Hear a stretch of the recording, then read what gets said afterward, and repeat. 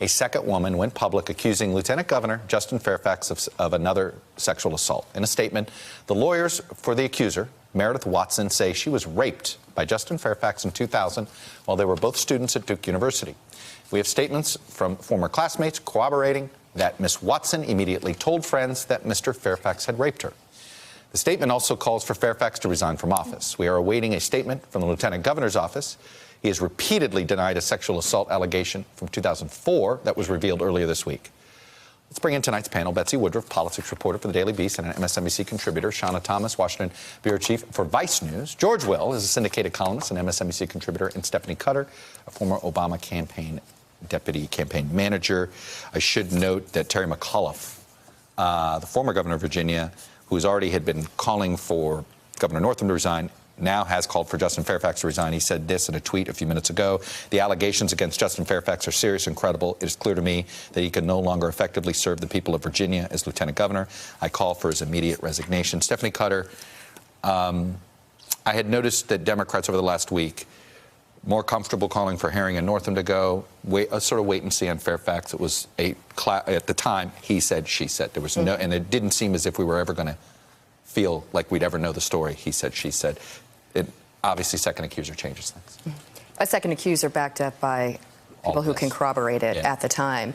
I think that it's going to be very difficult for him to remain in office with this second person coming out.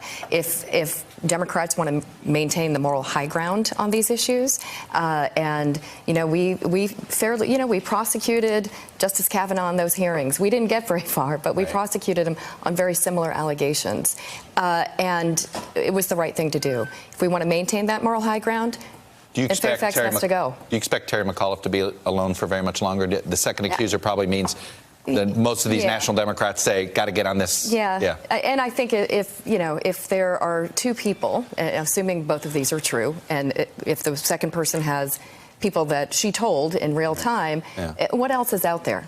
So this is going to be a trickle effect, and it's going to end up with him resigning.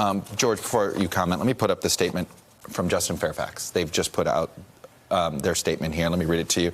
I deny this latest unsubstantiated allegation. It is demonstrably false. I've never forced myself on anyone ever. I demand a full investigation into these unsubstantiated and false allegations. Such an investigation will confirm my account because I am telling the truth. I will clear my good name, and I have nothing to hide. I have passed 2 full field background checks by the FBI and run for office in 2 highly contested elections with nothing like this being raised before. It is obvious that a vicious and coordinated smear campaign is being orchestrated against me. I will not resign. George Will,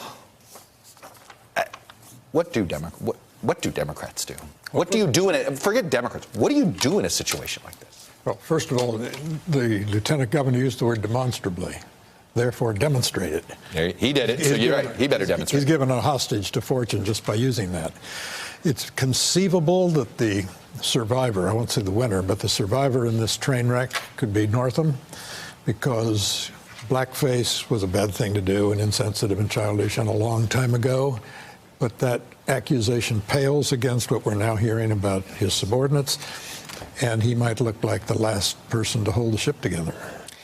You know, there's a BuzzFeed story out, Shauna, about Governor Northam, in fact, is seeing if there is a way that not only does he survive, but then he goes all in and becomes essentially a racial justice warrior.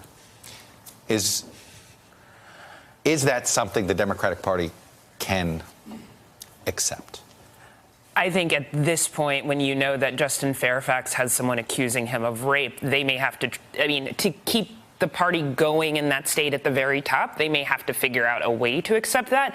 I don't know if that will be seen as credible.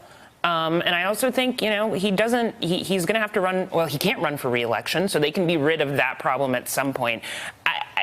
It feels false. If you wanted to be a racial justice warrior, then be a racial justice warrior. But that's not how you repair this problem.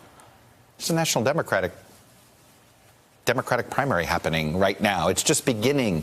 The issues of race and gender and Me Too. This is a stain on the Democratic Party. There's just no other way to look at it. Virginia is this giant, it's turning into a tattoo. No doubt. And as long as these three men maintain their posts at the top of the Virginia Democratic Party, every Democratic candidate running in 2020 is going to be asked about them, and justifiably so. This is something, remember, Virginia is a really important state. It's an important source of fundraising for national Democrats. It's a state where the Democratic Party has been incredibly effective at essentially obliterating the Republican Party there over the last 10 years. The Republican Party of Virginia has functionally eaten itself. It's a deeply troubled party. Democrats have taken it over, and now we're seeing this party begin to implode from the top down. The longer this scandal goes on, the more it's going to hurt the National Democratic Party. Is there anybody that can take a leadership role in the state? I mean, it feels like Kaine and Warner, I guess, can't or don't have the sway. Does President Obama? Well, I think that everybody was hoping that Northam would do the right thing. But what would the right? Okay, but if he had done that, then what would you have had? Well, yeah, exactly. Governor Fairfax right now. This is a multiple-pronged issue. And Northam is, it's great that he's finally found the light on these issues, but it's a little, it's a little late, and probably, as you said, not believable at this point. I think that each of these three men have to make a decision, whether they're putting themselves first or they're putting the state of Virginia first. And I think for voters, for the long-term interests of the party, we are better off with these people putting the state and their voters ahead of their own personal political interests. They've got to do the right thing. The thing about Terry McAuliffe's tweet is that he said, I think it's effectively governed, that they can no longer effectively govern. Mm-hmm. Effectively governing means that every time you do an interview, every time you talk, someone isn't asking you whether you wore blackface or you raped someone. It goes back to personal responsibility in that, is this just about politics for Democrats, or is this actually about human beings who did something wrong and maybe have to be punished for it? And if that means that a Republican has to run the state of Virginia for a little while, then maybe that's the situation we're in. Like, this should be bigger than politics. And I think if we don't handle this the right way, we're going to suffer the political consequences of anyway. A Republican running the state of Virginia. Boy, I wish we had a recall provision here. It feels like the voters should have a say in this, George.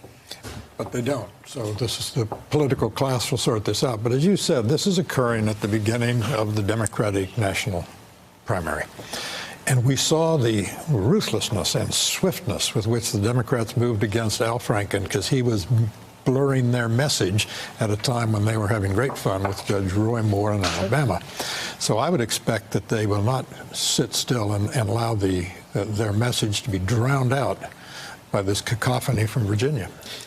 And Betsy, the Democrats can't get caught looking like they care more about holding power than they do. I mean, that to me is the, then what was the point of the attacks on Mitch McConnell and Merrick Garland, right? What was the point? Like, if you believe that wasn't a proper way to act, you can't act the same way just because you're afraid a Republican might govern Virginia for 2 years. Right. A principle isn't a principle if you sell it out because you might lose the governor's mansion. That's not how those things work. One thing about Fairfax's statement that I think is important not to overlook as we're having this conversation is his claim that there was a coordinated smear campaign. Fairfax isn't just saying he's innocent. He's saying that he's implying that multiple women are somehow working together in a nefarious and organized way to damage his good name. That's very comparable to what we've heard other men in the same position say. And when Republicans say things like this, Democrats scorch them. Yep, that's right. And yet Brett Kavanaugh's on the Supreme Court. So it worked, sort of. The more lurid this gets, the better it is for Northam, because there is a hierarchy of offenses. Yeah. He's not accused of a crime. And he's at least acting like he wants remorse. Yes. And that might suddenly matter. We're all a little skeptical of him, but the more he's doing those things, the more it looks better in comparison. Look, I think that Fairfax deserves an investigation. I do too. And I'm sure that there are steps being taken to do that. I also think that there are probably lots of conversations going on with the state legislature, including the Black Caucus, about what to do about Northam. So this story is not over. Northam might think he's going to stay in office, but this story has a few more chapters. And even though there is no ability to vote him out of office right now, he's not going to have. And you don't want this. I know, don't want this in the atmosphere in 2020. That's the concern of Democrats. It's not what we stand for. It's not what we run on. It's not, the crux of this party. All right. Hello, YouTubers. If you're watching this, it means you've checked out our channel, so thank you. Now do me a favor, subscribe by clicking on that button down there. Click on any of the videos to watch the latest interviews and highlights from MTP Daily and MSNBC. You can get more Beat the Press content every morning in the First Read newsletter. If you're tired of content that you don't know anything about where it came from, you don't have to have that problem with us. NBC News, MSNBC, MTP, and the Meet the Press mindset right here for you on YouTube. Subscribe now.